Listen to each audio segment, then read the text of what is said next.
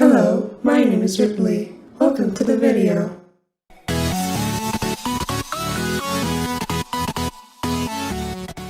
Hey, what's up, schmucks? I hope you're doing really well today. Before we get started, I have a few things I would like to plug really quick. First off, my good friend MTK Elements produced, wrote, recorded, and released an original song. It's up now on SoundCloud, and the link is down below, but here's a quick little snippet. Spirits from the other world. It's that chopper that'll fucking drop you. Itchy and your mama talking all that shit. Till I pull up black, she like Osama. Pull up on your bitch, I get 'em. Man, you talking tough on Twitter. Made me dumb, pull out my Mac. Then I made the bullets hit you, that's on gang. Next up, my podcast, the G-Words podcast, is in full swing. I've got episodes with Nastora Nonstop, MTK Elements, and my good friend Danny, and hopefully there'll be more people coming on the show down the road. Maybe I can even bribe Filmfella to come on the show. He's probably watching this right now, so hey, Filmfella, come on the show. Please, I will send you money. But while I wait for his response, you can check out the G-Words podcast on SoundCloud, Spotify, Apple Podcasts, and now on YouTube. Look, they're on their own channel. Look at them go. Woo! All of those links are down below, along with the links for all of my amazing friends. So anyway, let's jump into this. Zack Snyder's Justice League is finally coming to us on March 18th, 2021, and I am actually really excited for it. However, it's been a few years since I've seen Man of Steel and Batman v Superman, so I figured it'd be fun to rewatch them and see how they are before we get to the culmination of Zack Snyder's DC vision. Unless, of course, the Snyder Cut does really well and Warner Brothers decide to bring them back, which is completely possible. So what's gonna happen is we're going to look at Man of Steel and then Batman v Superman, and then I'll get around to the Snyder Cut eventually, but I also intend to rewatch and review the MonsterVerse movies leading up to Godzilla vs. Kong, which also comes out next month. So when this is all over, I might actually just take a nap for a couple months. Anyway, let's kick off our road to Snyder Cut with Man of Steel, a movie I've seen twice and I don't remember liking that much. Here we go. So our movie begins on Krypton with the birth of Kal-El from mother Laura-El and father Jor-El. And straight off the bat, I love the look of Krypton in this movie. It looks like Pandora from Avatar with its own little twist, opposed to a big gray rock like in most iterations. So Krypton is dying, and while the whole planet is on the verge of exploding, this group of political morons are just twiddling their thumbs like, oh man, everything's gonna be okay if we believe in this and that. What a bunch of fucking idiots. So General Zod shows up, and he proposes a plan to save Krypton. I don't know what that plan is, and I don't think he does either, because all he says is he's gonna start anew and he's gonna wipe out inferior bloodlines, whatever that means. I don't know how that's gonna help if the plant's about to explode, but whatever. He offers a hand in this to Jor-El, but Jor-El turns him down, so Zod has him detained, but that doesn't last long because he's, Russell Crowe, and he breaks out and he escapes these goons, and then he steals Krypton's codex, which is this little skull thing that has DNA codes for the people of Krypton or something. I don't really understand it, and it doesn't matter. The codex is supposed to be important later in the movie, but it's really not, so again, it doesn't matter. But Jor-El ends up putting the codex into his infant son Kal, in the hopes that Kal-El can help the Kryptonian race live on in the future. Zod rocks up to prevent Jor-El and Lara from sending Kal to Earth, which results in this pretty good fist fight. But Zod kills Jor-El and attempts to kill Kal, but the Kryptonian police show up and apprehend him. I'm gonna mention this a few times, but Michael Shannon is amazing in this movie. Holy shit. He is fantastic, and Zod is so well written. I'll also mention this a few times, but this movie is just fucking beautiful. But that's what happens when you hire a visual director. You get some really breathtaking shots. So Krypton explodes and Kal is sent to Earth. From this point on, we see the present day story of Kal, now known as Clark Kent, as he travels the world looking for his purpose. As Clark does this in the present day, we also cut back periodically to the life of a young Clark. I really like little baby boy Clark Kent experiencing his powers. It makes sense that that would be a very traumatic experience for a child to go through. Instead of, growing some hair on your balls, you're fucking seeing through doors. That'd be terrifying. I'm also a really big fan of the relationship between Clark and his parents. Also, I want to mention this here, but I love this dialogue heavy movie. Like, yeah, there is a lot of action in the middle of the movie and definitely towards the end, but the first half of this movie that's just people talking, I really like that. Say what you will about Zack Snyder, Lord knows I have and will, but the man directs like a fucking god. His movies are so beautifully shot and beautifully acted. He just gets the most sensational performances out of his actors. Nobody phones in a performance in a Zack Snyder movie. Nobody. So Jonathan Kent and Clark have a really heartwarming conversation, but John Kent mentions that he sent this piece of Kryptonian metal to a scientist and nothing ever came of that. No follow-up phone calls. The scientist never disclosed his findings to anybody else. I find it hard to believe that a scientist could find an otherworldly piece of metal and he just wouldn't say anything. Unless Jonathan Kent killed him to avoid any issues.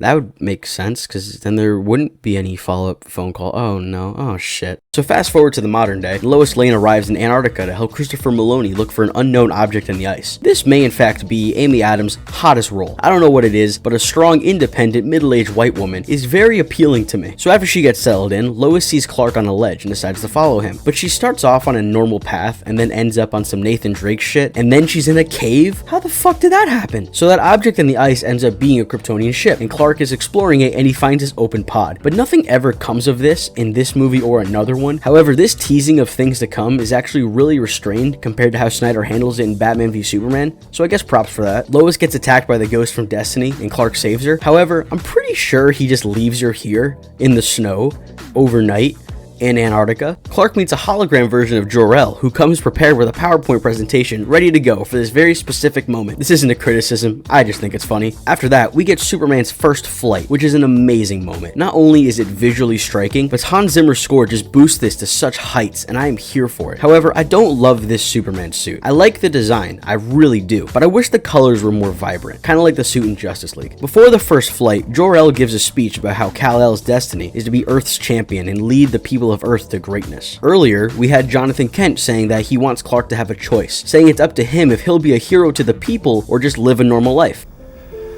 All these changes that you're going through, one day you're going to think of them as a blessing, and when that day comes, you're going to have to make a choice. A choice of whether to stand proud in front of the human race or not.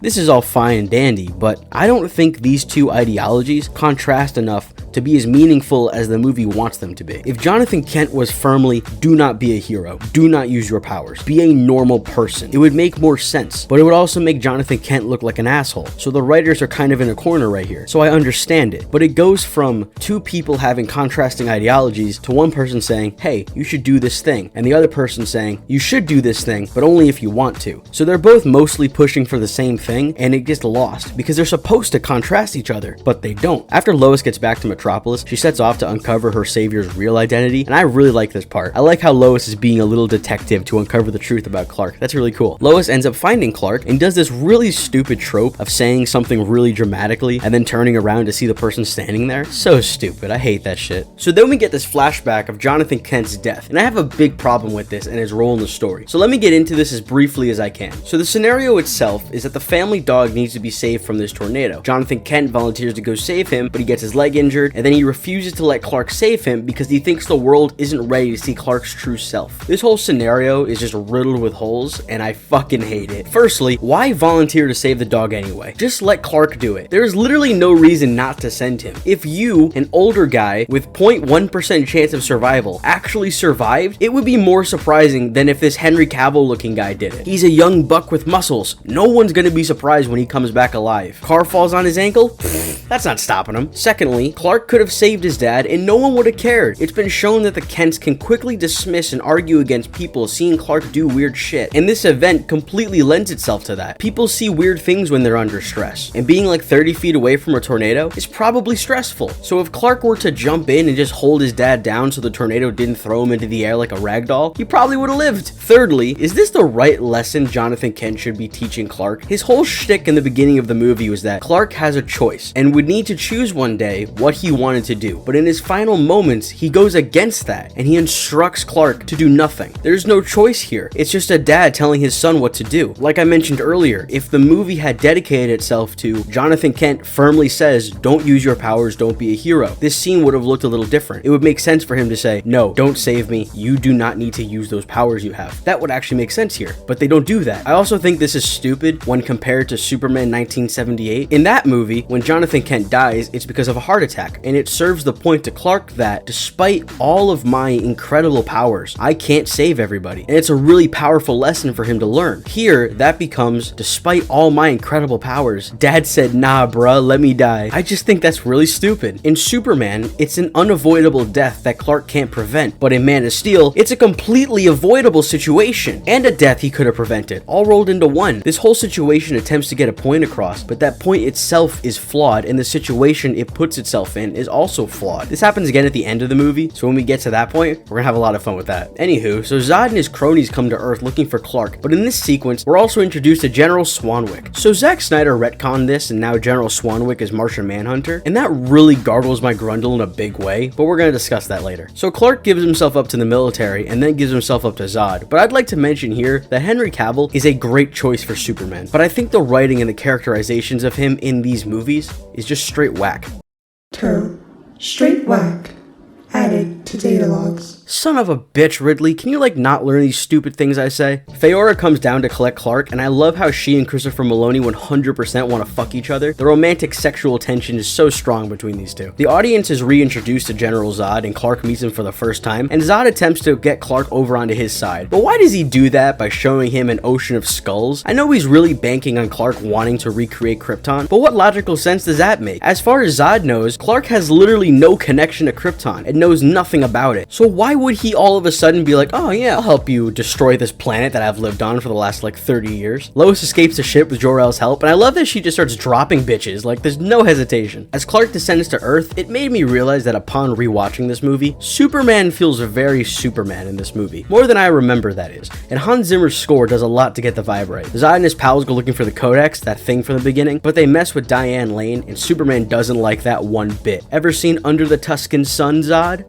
Yeah, neither have I, but my mom said it's good. So this Smallville fight is pretty fucking sweet. I love how it's filmed and how it's choreographed. And I love the way Superman is actively saving and trying to protect people. I also love how the Kryptonians move and operate. They feel like incredibly powerful beings, and that's how they should feel. I'm not the first person to say this, but if they make a Supergirl movie in the DCEU, they need to bring Feora back as the villain. She's so terrifying, and she deserves more screen time. Plus, I feel like she could probably survive that big explosion in the end. And I especially love this part where she just super speeds through all these guys. Amazing. So Zod and his buddies initiate their plan to terraform Earth into Krypton 2.0 by activating their world engines. When the world engine in Metropolis activates, you can actually see people get picked up by it. That's terrifying. So I know Zod is a psychopath, but why doesn't he just turn Mars into Krypton, or Venus, or Mercury, or any other planet? I mean, I know he wouldn't, but maybe someone could mention that to him? Maybe leave him a little sticky note somewhere? So while Superman heads off to the world engine in the Indian Ocean, and Metropolis gets anally banged by the other one, General Swanwick, aka Martian Manhunter, just kinda watches. Why the fuck doesn't he do something? He's right there. Fucking help, you asshole. Literally no reason could justify his inaction in this movie. What a cunt. Mr. Snyder, you can't say this rando is one of the Justice League's strongest heroes and then have him stand around with his thumb up his ass. That's really stupid. Speaking of Superman's fight in the Indian Ocean, I feel like this Superman versus hentai monster fight was put in last minute because test audiences or the studio wanted more action, and it feels really tacked on. This movie didn't need more action set pieces, and although this one is brief, I just feel like it's unnecessary. Out of everything in this movie, I like the action the least. It's good action, it really is, but I like the dialogue heavy sequences in this movie more. It's well written and it's very engaging. The first act of this movie, where they set up these characters and create this world, is absolutely awesome. The action just doesn't impress me as much as the drama does in this movie. So after Superman destroys the world engine and Christopher Maloney kamikazes the other one, shit starts exploding. I'm not sure how Lois is falling, but chunks of cement are being sucked in.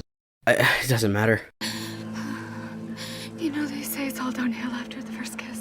Bruh, literally, who the fuck has ever said that? So Zod and Superman fight, but before that, God, Michael Shannon is so good in this. Oh, I can't get over his performance. It's outstanding, man. Now, I know this is a big point of debate, but personally, I'm not a big fan of how Superman 9/11's Metropolis. I know some of it isn't his fault, but a lot of it is just Superman dragging Zod through shit, or just letting things explode that likely kill people. I think it would have been more interesting if Superman was actively trying to defend and save people, while Zod just went nuts. Superman could be taking hits and saving people at the same time, saving people from explosions, falling buildings, and Zod's just going ham on him. I think that would have been really cool. Superman even takes Zod into space. Why not just keep him there? Bring him to the moon. Fight him up there. I guess Superman learns his lesson though, because he does do that to Doomsday in Batman vs Superman, but still, think outside the box, man. Now the whole Superman killing Zod thing bothers me, but not because Superman kills. I actually have no issue with that. In a scenario that's gonna force him to kill, it makes sense that Superman would. The thing I have issue with is how flimsy the situation that forces his hand is. He just dragged Zod's face through half a dozen buildings. What were you trying to do? Knock him out? Now maybe it's because Superman knows Zod can take it and it's not meant to be a killing strike, but if that's the case, then Superman is intentionally destroying shit, putting people's lives in danger for the sake of it, knowing full well it's not gonna do shit. When Superman punches a guy into a train and it explodes, he's not doing that as a deterrent. He's doing that to end the fight. Not to mention, 5 minutes before Superman snaps Zod's neck like a fucking glow stick, he intentionally wipes out Krypton's last chance of survival. So why is he upset over killing someone? You just deprived a whole race of existing. So why are you so torn up about killing someone? Especially someone that was an immediate threat. Superman could have let Zod turn Mars into Krypton by taking that ship into space if he really cared about this. Superman killing Zod is meant to be this big emotional scene for him, but everything that leads up to it, it just squanders it. Anyway, so the movie ends by setting up a fun, jovial Superman. He's cracking jokes and he's getting chummy with the military. But that characterization is nowhere to be found in Batman v Superman, so it makes it look like Clark actually regresses as a character, but we'll talk about that more when we get to Batman v Superman. Also, Superman completely lacks a character arc in this movie. From start to finish, he's a heroic guy trying to do what's right. There's never a moment where he's at risk of not being the hero or straying from his path. He saves kids from sinking buses, he saves guys from exploiting oil rigs, and then he becomes Superman. But that's not a change or an arc. He just unlocks more powers and gets a suit. Superman starts this movie as Superman and he ends it as Superman. He doesn't become Superman because he was always a hero. So no arc. But to wrap everything up, Man of Steel is a great movie. It is a beautifully shot, beautifully acted comic book movie that excels in its drama and provides terrific action sequences. Although the action is terrific, it's the thing I like the least in this movie, as the visuals and the performances and the writing really captured me and engaged me through and through. And honestly, it kind of got me excited to rewatch Batman v Superman, even though I already know how I feel about that movie. But anyway, thank you for watching and have a fantastic day.